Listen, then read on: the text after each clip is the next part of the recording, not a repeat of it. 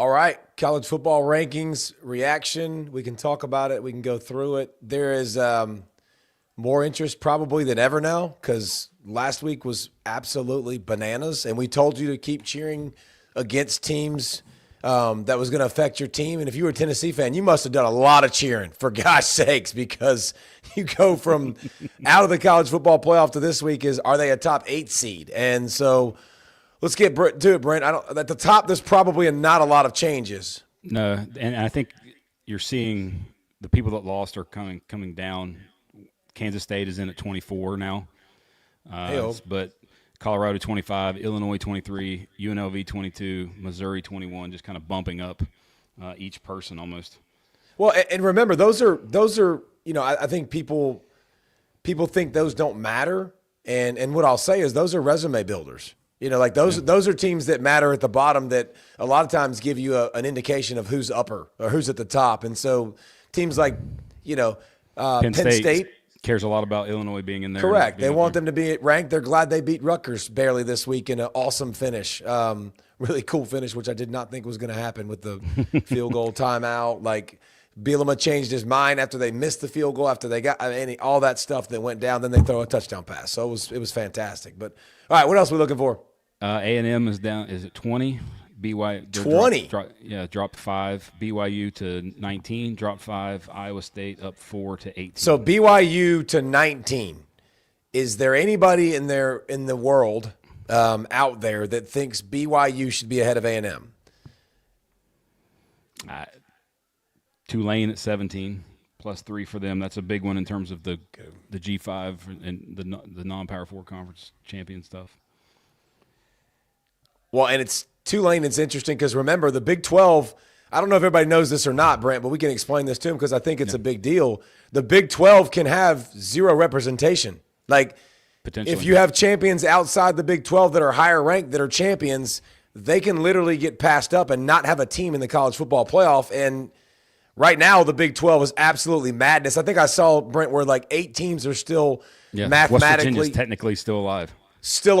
But really what it boils down to, I think, is Arizona State wins, they're in. Iowa State wins, they're in. But the Big 12 madness, whatever it is, awesomeness, madness, parity, whatever you want to say it is, every week, every game is really competitive and kind of cool.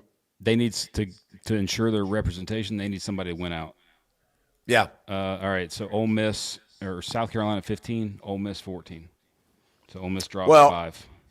And Ole Miss destroyed South Carolina. That's South Carolina's really biggest blemish. Now Ole Miss's losses, I think, matter at this point too because their losses don't look as good now stacking up with Kentucky losing. They lost LSU falling off of a cliff. So Ole Miss definitely not what they look like, but their losses don't look that good either anymore. But when you stomp somebody as bad as they did South Carolina, like you're going to be ahead of them if the resumes are comparable.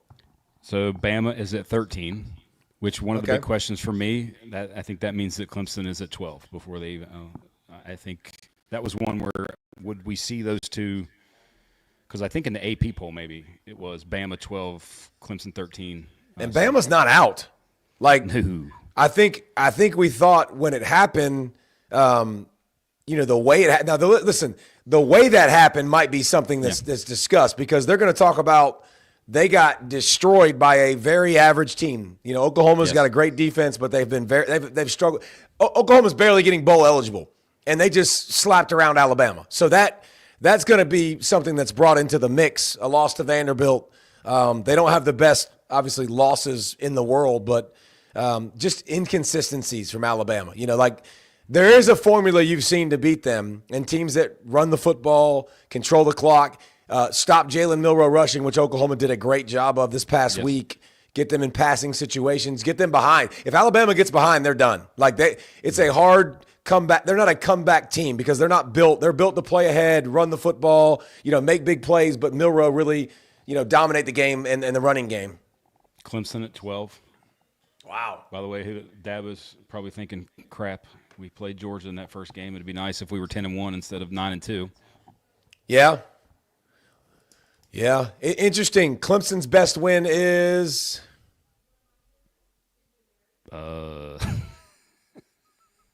Pittsburgh. Pitt. Yeah. I mean, Boise's at 11. Clemson obviously has been beat to crap on the offensive line. Clemson has a chance too. Clemson has a chance down the road. This is an important point. Clemson plays South Carolina. Alabama played South Carolina in a really closely contested game. If Clemson in that game and the resumes start to match up and they're kind of similar, common opponent is one of the things the committee has talked about that they look at. Obviously, head-to-head is another thing. Some of the other things I don't know what they look at because I think they're blind, but that's besides the point. My guess is Indiana's probably at 10. Let's see. Yes, Indiana at 10. So I think everybody assumed. Listen, if everything went to form last week, you probably could have seen Indiana way down the list, and you could have seen something happen. But now, when you start saying that Indiana's beaten better teams than Oklahoma, and they've beaten people like a drum. So when you start to say, there's a couple losses out there now when teams getting multiple losses on the resume and some losses that the committee's not going to look at and go, that's a dominant team. They didn't lose to a great team. Like Georgia can really hang her hat on great losses. That's not a building principle, by the way, for Top seeding. 15 teams. We lost to great teams, but they did lose to great teams. And so I think all of this should matter. All of it's at some point is going to matter, but that's interesting too. I will say great is maybe not the best adjective, but what'd you say? Really good. Great maybe is not the best description. Really good or highly ranked is probably better than great because highly ranked. Yes, correct. Yeah, Alabama and Ole Miss have proven not to be. I wouldn't say great. Tennessee's at 8 or SMU 9, Tennessee 8. Yeah, and SMU. I guess SMU finally gets ahead of BYU. I mean, I guess BYU has to keep losing, even though they beat them head to head and it was one loss. But that's okay. SMU being this high and then being 11-1, likely going into the ACC championship game, I think they're in regardless of a loss in the ACC championship game. I think that's going to be. I think they're going to value the championship games and being in it. I think the biggest beneficiary last weekend was the ACC. I think yes. All the chaos that happened because we were all penciling in one from the Big 12, one from the ACC. Well, now when you have 17 teams trip up and look silly and you continue to win and take care of business, that's what happens. So I think the SMUs of the world, the Miamis of the world, the Clemsons of the world now become very much alive. And here's another thing, Brent. Who can dodge the ACC championship? Like if Clemson dodges it, and if they beat South Carolina, they dodge the ACC championship game. Okay, I'm in the college football playoff. That's not the worst thing in the world. They don't have to go beat a Miami or an SMU.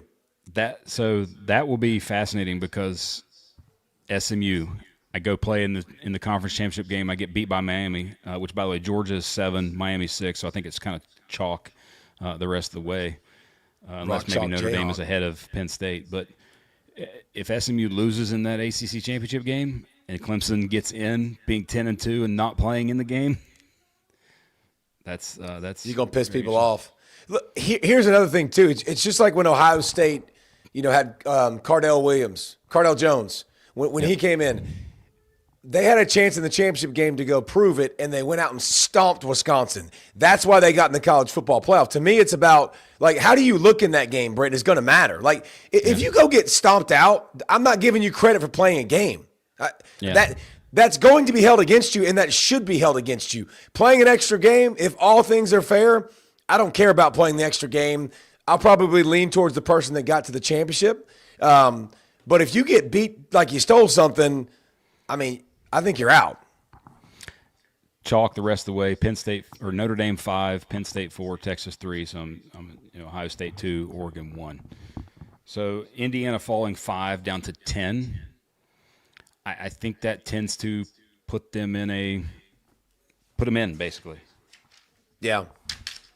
And we thought they would be in anyways. Especially with the SEC chaos from a week ago. Yeah. And listen, the schedule set up great. They also took care of business. And they've looked like a pretty solid team when there's a lot of teams that are falling apart. Interesting, Penn State. I hope people don't look at that game and discount Penn State. I don't. Let's put it this way, Brent. I don't. I look at things, again, differently in a bigger lens. Minnesota had 2 weeks to prepare for Penn State. Penn State comes into the football game. Minnesota's jacked up, hyped up. They start slow. James Franklin did the best job coaching that I've ever seen him do. I mean, fourth down aggressiveness. Even late in the game after they got across midfield, still, I'm not taking a field goal. Forget that crap. I'm going to go win it. I'm going to get it to my best player. Like, James Franklin did an unbelievable job leading his guys, leading the Nittany Lions, surviving against, I think, a pretty solid Minnesota team. I don't look at them and say Minnesota sucks. Like 2 weeks to prepare, pretty good atmosphere. Yes. I still think Penn State deserves to be ranked high. I don't think they deserve to be ranked, as a top team in the country or top two, but I think they're as dangerous as anybody else in this field. Who you pointing to that you're scared of? Who you pointing to that's dominant? Who are you saying that can't be beat in this field? I'd love to know that, Brent. No one. No one. And I will say, I think looking at the long-term part of this, you're going to see the value of winning the conference championship and versus having to play that extra game. I think that's going to matter. The limited time that you have playing the first round at home and then going and playing a team that's been rested and preparing for you for weeks on end. I think that's going to matter a great deal. And it's teams like, what's interesting with that is you got teams like Boise right now, who is the 4 seed. Arizona State is the 12 seed. That's crazy, man. That's nuts. That is not something people had in their bracket. People might have had Boise. They did not have them ahead of all the Big 12 depends on teams. anybody is at the 12. Like the G5 is the 12th seed. I think that was kind of there. But the other part with this, as of the way it looks right now, or the way it stands right now, you have a Georgia-Tennessee rematch. Wow. At 8-9 at UGA, basically. At UGA again. Deja vu. Indiana going to Penn State, SMU going to Notre Dame, and then Arizona State going to Ohio State. Those are your first-round matchups as it stands right now. Yeah, and those are interesting. The weather we'll keep talking about. The weather for the home field advantage, that would be Southeastern Conference versus Southeastern Conference, so that's not as big of a deal. Big Ten versus Big Ten with Indiana, Penn State. So I don't think that would be a huge, huge shock. But if you think that's the final rankings, you done lost your mind because what's about to happen. All sorts of monkey wrenches could – there's a bunch of things that are going to change. chaos. And here's another thing about what you said, Brent, what I think is interesting. If you're not playing in the conference championship game, you're also getting a bye week. So, I don't know that it really matters that much. Like if I'm Notre Dame, I get to finish my season while everybody else beats the crap out of each other. I'm not going to get a bye, but I am getting a bye. I don't have to play in the conference championship, so now I get to play you in the first round, and one of you, 2 of you, 3 of you could be coming off a loss in that game. So speaking of Notre Dame, they go to USC, and USC has led in the fourth quarter of every single game. Can they do it again? And can they, with a new QB, and shock the world? You don't seem very confident, even though they're at home. Right now, I would definitely say no. But again, that we've seen the traveling across the country is a big deal. Like you've seen a lot of that, those multiple time zones affect you. But I really like Notre Dame, man. I'm a fan. Like I think with the running, the three-headed running backs, because I include Riley Leonard, the physicality, the throw game, knowing who they are, the defense being extremely physical, playing extremely hard. And here's the thing with Notre Dame. Like we talk about Indiana dominating people. Notre Dame, again, like their margin for victory has been over 30 points. Like they've been good. And somebody just put in the chat, Sean Walker, Notre Dame finds a way to disappoint. You are not lying, Sean. Like you are not lying. Notre Dame has gotten a lot of credit. I have a number for that. When you look at since the BCS became a thing, so if you've played in a championship elimination type game, so either the BCS title game or a college football, every team that's played except one has won a game. And the only one that has yet to win a game in that situation is Notre Dame. Out of all those, so are you telling me Notre Dame's fake, or are you just giving me like a history lesson? You got to prove it that you're a little different this year. And by the way, a 7-10 matchup against SMU that fits you a little bit better than what they've faced in the past, I think too. I tell you what though, SMU. if you haven't watched them, they really struggled early in the season, and they've had to figure out their QB.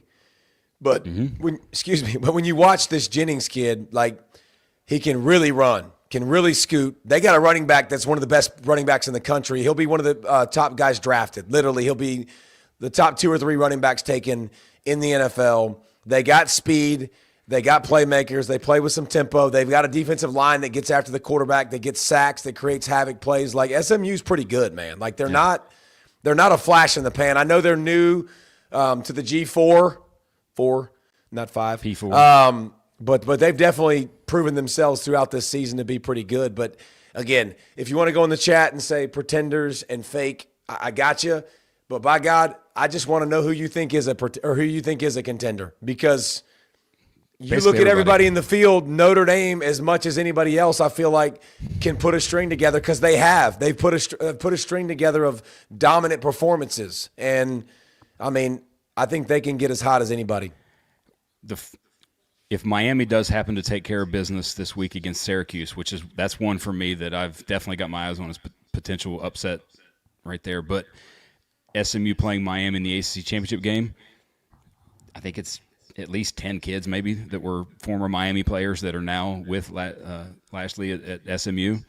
Yeah, a lot of retribution and back and forth there on the line. A lot of points too. Yes, there will be a lot of points. Would be a lot of fun. Somebody asked, are the quarterfinal games played at home? No, those are the venue. Various bowl games like Chick-fil-A Bowl, Rose Bowl, etc. Bowl, and correct. The first rounds are all played at home.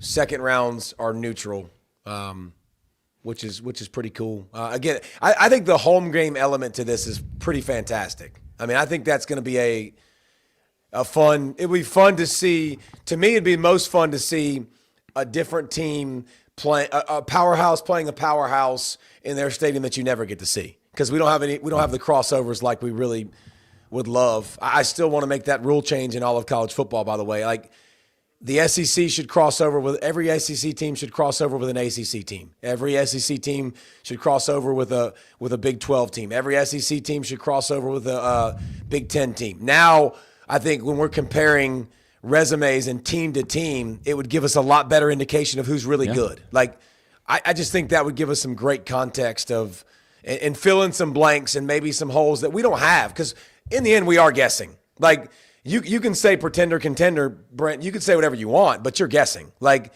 we're using some data to support an eyeball test. Like, that's in the end with all of us. We're going to change the numbers to be what we want them to be. But I think if we had those crossovers, it would make the game, or it would make this game of who the highest ranked team is a lot more efficient. I think Tulane being up at 17 and 5 spots ahead of UNLV kind of almost ensures that you're going to get a Boise or Tulane, as long as they win out. Or if Boise slips up, Tulane wins out, I think they're in as the 12 seed likely. Arizona State, by the way, one thing that's with their ranking at being at 16, that the committee always talks about injuries and factoring and considering Sam injuries. Leavitt. Like, they're 9-1 with their starting quarterback. Yeah. So, but I would also contend. I agree, and I've been on Kenny Dillingham and giving them love. They've had a ton of barn burners and a ton of very competitive games. So I don't think you're arguing to me that they should be seated higher. I think you're arguing with me, though. That's a part of that goes into the committee's rankings. And I'm saying you might say they might be higher. You're not thinking they can win it or anything, but because they haven't been dominant. But I do understand that, and I think that's a part of the logic that needs to be taken into consideration, and we can do that with a lot of teams. Well, so if it holds serve in the Big 12 with everybody winning this weekend, you get Arizona State and Iowa State in the mix for that title game. Iowa State is 4 spots ahead of UNLV. So you're at least going to put yourself in their Arizona State's ahead of Tulane. So you're at least going to potentially make sure that you have a Big 12 representation in the playoff. I do think it looks like Oregon, Ohio State, barring Michigan pulling some crazy upset this weekend, but Oregon, Ohio State 1-5 almost seem like a lock. Whichever team wins the Big 10 is 1. Whichever team loses is 5. Yeah, which is obvious. There's obviously a big difference. Which means you're going to likely potentially set up a third game. All right, I'm going to give you a question, Brent, a hypothetical. I love this too because I didn't prepare you for it because we didn't prepare for any of this. Who do you feel? Give me the top 3 teams you think can win this whole thing. The top 3 teams you feel the most confident in, based on the bracket as it stands. Sure. Ohio State, Oregon, Texas. I think that the path and the shorter path, the one less game matters. I do think Georgia playing Oregon. All right, fine. I'm taking that off the table then because you're gonna blame the path. Which shut up.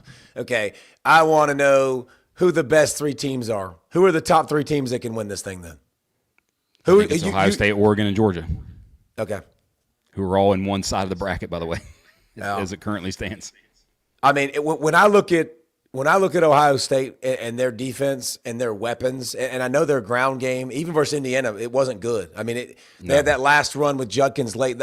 You go position by position with Ohio State. It's filthy. Like it is the portal transfer. It is highly recruited. It is really good to the Tate kid now. That's the 3rd receiver.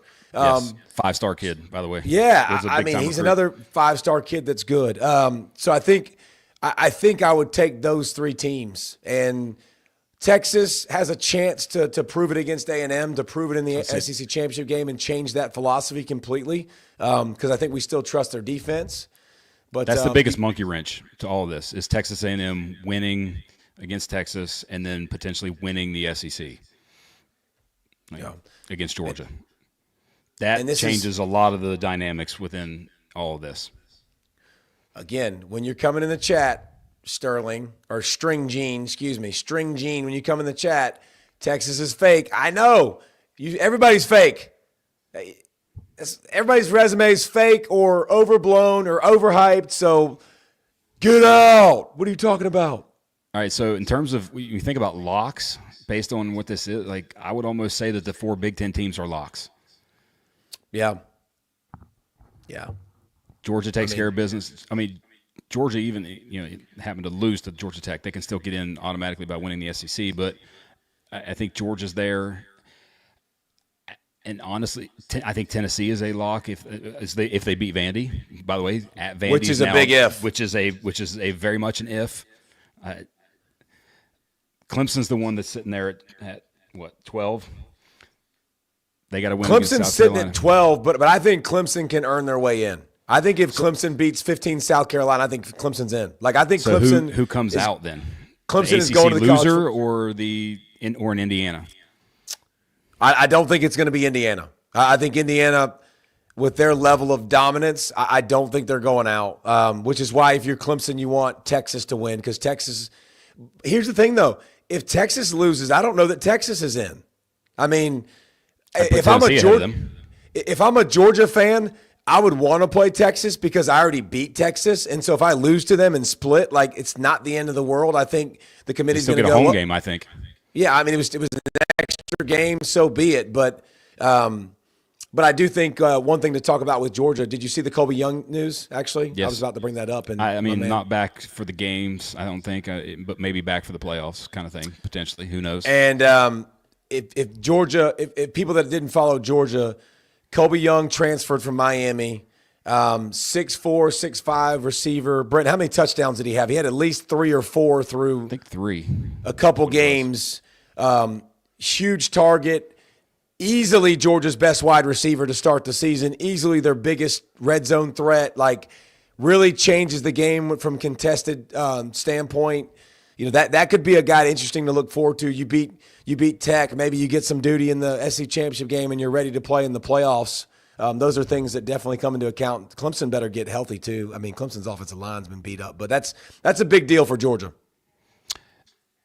Let's see. Outside of that, it's the only like we talked about last week. The only constant is chaos, and I'm assuming that there's going to be more of it this weekend. Like if all 4 of those Big 12 teams lose, would it shock me? I mean, maybe a little bit, but not really, based on how things have gone.